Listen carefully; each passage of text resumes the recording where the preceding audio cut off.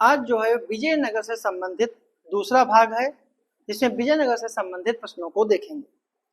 पहला प्रश्न है, विजयनगर साम्राज्य की मुद्रा व्यवस्था के संदर्भ में निम्नलिखित कथनों पर विचार करें। पहला, यहाँ पर स्वर्ण मुद्राओं के प्रचलन के कोई प्रमाण नहीं प्राप्त होते हैं और यहाँ का सर्वाधिक प्रसिद्ध सिक्का वाराह था जो चांदी का बना था। तो कौन सा कथन जो है वो सही है? एक और दो दोनों, केवल एक, ना तो एक ना ही दो, या फिर केवल दो। तो जो इसका सही जो आंसर है वो आपका है सी ऑप्शन, ना तो एक ना ही दो। इसके दोनों कथन जो हैं वो गलत है, पहला भी और दूसरा भी। ऐसा इसलिए है कि विजयनगर का जो सर्वाधिक प्रसिद्ध सिक्का था वो वाराह था, लेकिन यह चांदी का नहीं था। यह जो सिक्का था यह सोने का बना हुआ था और इसका वजन जो था वो 52 ग्रेन का था और जिसे विदेशी यात्रियों ने हुड़, परदौस और पैगोडा के रूप में उल्लेखित किया। जबकि चांदी का सबसे छोटा सिक्का जो था, चांदी का जो सबसे छोटा सिक्का था उसे तार कहते थे। विजय काल में चांदी के सबसे छोटे सिक्के को तार कहते थे और सोने का जो सबसे छोटा सिक्का था, सोने का जो छोटा सिक्का था, ठीक है, उसे प्रताप कहते थे, उसे प्रताप कहते थे और उसे फड़म भी कहते थे। ठीक है, प्रताप भी कहते थे, फड़म भी कहते थे। विजयनगर साम्राज्य के संस्थापक जो हरिहर प्रथम थे, उन्हें स्वर्ण सिक्कों पर जो वाराह सिक्का था उस पर उन्होंने हनुमान और गरुड़ की आकृतियां अंकित कराई थी। विजयनगर साम्राज्य के सिक्कों से वहां के राजाओं की धार्मिक विश्वासों का पता चलता है कि हरिहर के 12 स्वर्ण सिक्कों पर हनुमान और गरुड़ आकृतियां अंकित थी। तो इसका सही जो आंसर है वो D option, sorry C option, C option का जो सही है। अगला प्रश्न है, सूची 1 और सूची 2 को सुमेलित करना है। संबंधित राजवंश और उनके राजा। के वेंकट द्वितीय किस वंश थे? रामचंद्र राय किस वंश के थे? थिम्म भूपाल किससे थे? और अच्युत देव राय किस वंश थे? तो इसका सही सुमेलन जो है वो है कि वेंकट द्वितीय जो थे वो अराविड वंश से संबंधित थे। रामचंद्र राय जो थे वो संगम वंश से संबंधित थे। थिम्पू भूपाल जो थे वो सालू राजवंश से संबंधित थे और अच्युत देव राय जो थे वो तुलु वंश से संबंधित थे। इसलिए सही आंसर जो है वो बी ऑप्शन, बी ऑप्शन इसका जो है सही आंसर। ठीक है, संगम वंश के संस्थापक जो थे संगम राजवंश, अगर संगम राजवंश की बात करें, संगम राजवंश की बात करें तो इसके संस्थापक जो थे वो हरिहर राय थे। हरिहर राय प्रथम थे। और अगर सालू राजवंश की बात करें, सालू राजवंश की बात करें तो सालू राजवंश के जो थे वो नरसिंह प्रथम थे, नरसिंह प्रथम थे। अगर तुलु वंश की बात करें तो तुलु वंश के संस्थापक जो थे वो वीर नरसिंह थे। ठीक है, और अगर अरवीड वंश की बात करें, इसके संस्थापक जो थे वो थे राम राय, राम राय। इसका सही जो आंसर है वो आपका जो है वो बी ऑप्शन। अगला प्रश्न है, विजयनगर साम्राज्य के न्यायाधिकार व्यवस्था के संदर्भ में निम्नलिखित कथनों पर विचार करें। पहला है कि इसके अंतर्गत सैन्य कमांडरों को वेतन के बदले और स्थानीय सेना के खर्च को चलाने के लिए विशेष भूखंड, जिसे अमरम कहते हैं, दिया जाता था और इस व्यवस्था में पर्याप्त रूप में सामंतवादी लक्षण थे जो विजयनगर साम्राज्य के पतन के कारण बने। तो इनमें कौन सा कथन जो है सही है? केवल दो, केवल एक, ना तो एक ना ही दो, या फिर एक और दो दोनों। तो इसका सही जो आंसर है वो आपका है डी ऑप्शन, कि इसके दोनों कथन जो हैं वो सही है। विजयनगर में सेना के सेना नायकों को नायक कहा जाता था, और नायक भू सामंत होते थे जिन्हें वेतन के बदले स्थानीय सेना के खर्च को चलाने के लिए एक विशेष क्षेत्र दिया जाता था, उसे अमरम कहते थे। क्योंकि वो नायक जो थे वो अमरम भूमि का प्रयोग करते थे, इसलिए इन्हें अमर नायक भी कहा जाता था। अमरम भूमि की आय का एक हिस्सा केंद्र सरकार को के राजकोष में जमा करना होता था, और नायक को अमरम भूमि में शांति सुरक्षा अपराधों को रोकने के दायित्व का भी निर्वाह करना होता था। यह पद जो होता था आनुवांशिक होता था, नायकों का स्थानांतरण नहीं होता था। राजधानी में नायकों के दो संपर्क अधिकारी होते थे, एक नायक की सेना का सेनापति और दूसरा प्रशासनिक अभिकर्ता स्थानपति होता था। अच्युत देव राय ने नायकों की पर अंकुश लगाने के लिए महामंडलेश्वर नाम के विशेष कमिश्नरों की नियुक्ति की थी, और नायंकर व्यवस्था में पर्याप्त रूप से सामंतवादी लक्षण थे जो विजयनगर साम्राज्य के पतन के मुख्य कारण बने। विजयनगर साम्राज्य में जो अराविड वंश था, इसके शासक वैष्णव धर्म के अनुयायी थे, क्योंकि उनके सिक्कों पर वेंकटेश शंख और चक्र अंकित है।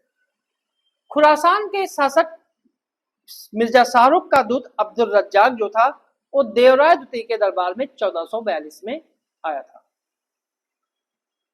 ठीक है, तो इसका सही जो आंसर है वो आपका इसका डी ऑप्शन है।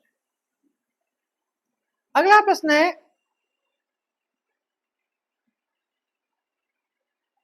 रचनाकार और पुस्तक की को उसका सही मिलान करना है कि आमिक्तमाल्य किसकी है, पांडुरंगा महात्म्य किसकी है, रामकृष्ण कथे किसकी है, रसवर्ण सुधारक किसकी है, ये बताना है।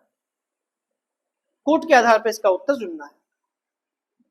तो जो इसका सही जो आंसर है वो है आमुक्त माल्याद पुस्तक जो है वो कृष्णदेव राय की है। पांडुरंग महात्म्य जो है ये पुस्तक तेनालीराम की है।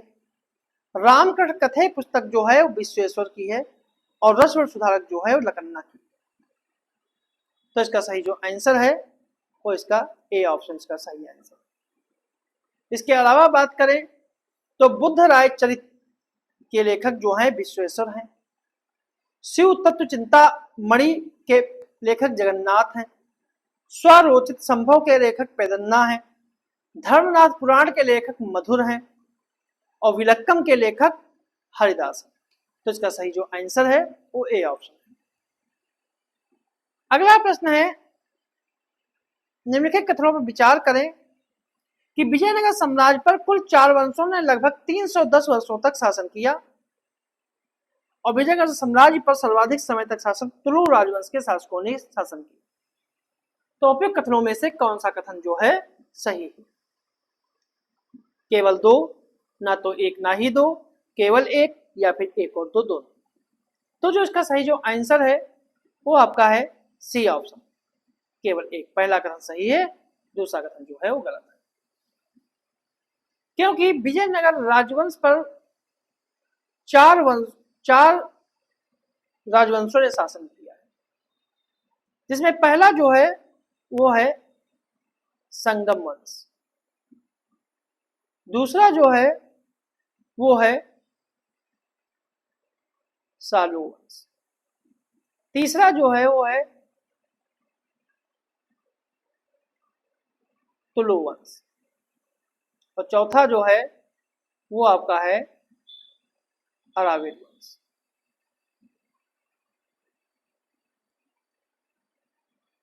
चौथा जो है वो है अराविड। ठीक है, तो संगम वंश का कार्यकाल जो है वो है 1336 से लेकर 1485, यानी कि 169 वर्ष तक। सालू वंश का कार्यकाल 1485 से लगभग 1505 तक। मतलब कि इनका कार्यकाल जो रहा है लगभग 20 वर्ष रहा है। तुलु वंश का कार्यकाल जो है वो 1505 से 1570 तक, यानी कि 65 वर्ष रहा है। अरवीड वंश का शासन काल जो है वो 1570 से 1646 तक रहा है, तो लगभग 76 वर्ष। मतलब सही जो आंसर है, दूसरा कथन गलत है कि विजयनगर पर सर्वाधिक समय तक शासक जो है वो संगम वंश की ने किया है, ना कि तुलु वंश ने किया है। इसलिए इसका सही आंसर जो है वो सी ऑप्शन। अगला प्रश्न है, तालीकोटा के युद्ध के संदर्भ में निम्नलिखित कथनों पर विचार करें कि यह युद्ध विजयनगर के शासक और बीजापुर, विदर्भ, अहमदनगर, गोलकोंडा के 4 संबंधित सुल्तानों की सेनाओं के बीच दक्षिण भारत के दक्कन क्षेत्र में हुआ था और यह युद्ध 1665 में हुआ था। तो कौन सा कथन जो है सही है?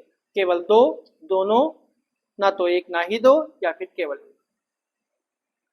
तो इसका सही जो आंसर है वो आपका है डी ऑप्शन, केवल एक, पहला कथन सही।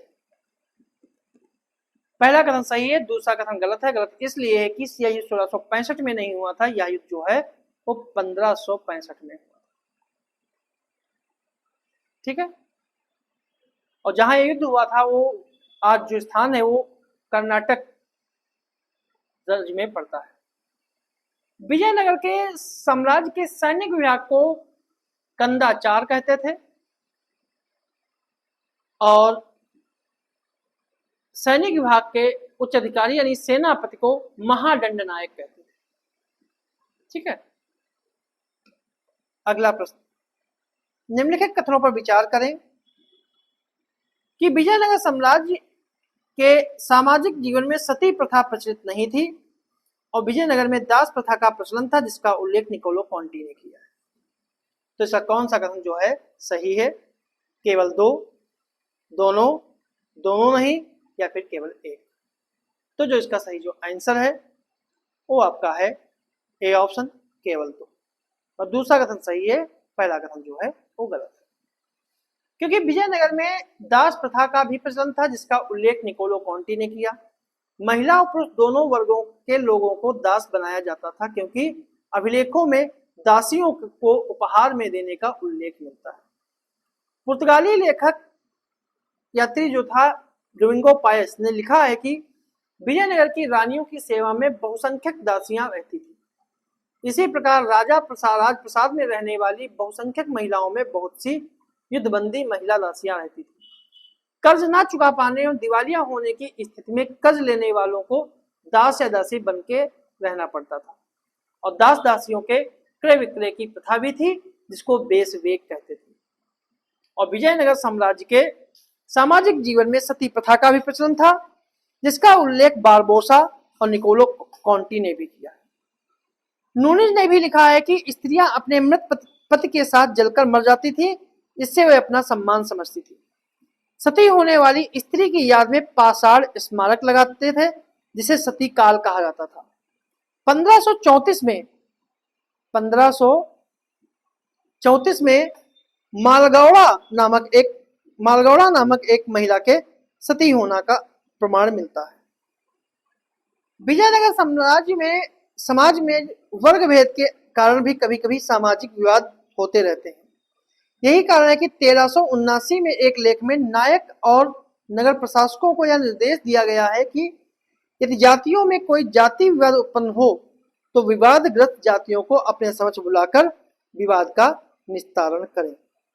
ठीक है, और इस आदेश का कोई उल्लंघन करता था तो 12 पड़ का दंड देने की भी व्यवस्था की गई थी। अगला प्रश्न है, निम्नलिखित युग्मों पर विचार करें। रचना और रचनाकार। चमत्कार चंद्रिका हथि ने लिखी, परिजात हरण विश्वेश्वर ने लिखी, जामवंती कल्याण कृष्णदेव राय ने लिखी, वीर शैवव्रत मल्लनाथ ने लिखी। तो इसका कौन सा कथन, कितने युग्म जो हैं वो सही सुमेलित है?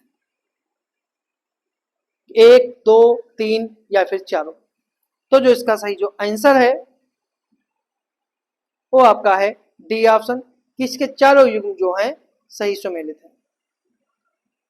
ठीक है, इसके अतिरिक्त बात करें, तेलुगु के 5 महाकाव्य हैं, जिसमें कृष्णदेव राय के द्वारा लिखा गया आमुक्तमाल्यद,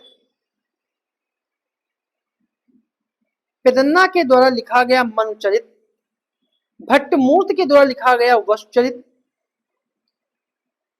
और तेनालीराम के द्वारा लिखा गया पांडुरंग महामात्यम। और पिंगली सूरन के द्वारा लिखा गया राघव पांडवियम। ये जो 5 जो हैं ये तेलुगु ग्रंथ के 5 महाकाव्य कहे जाते हैं। ठीक है, तो ये थे हमारे आज के कुछ प्रश्न।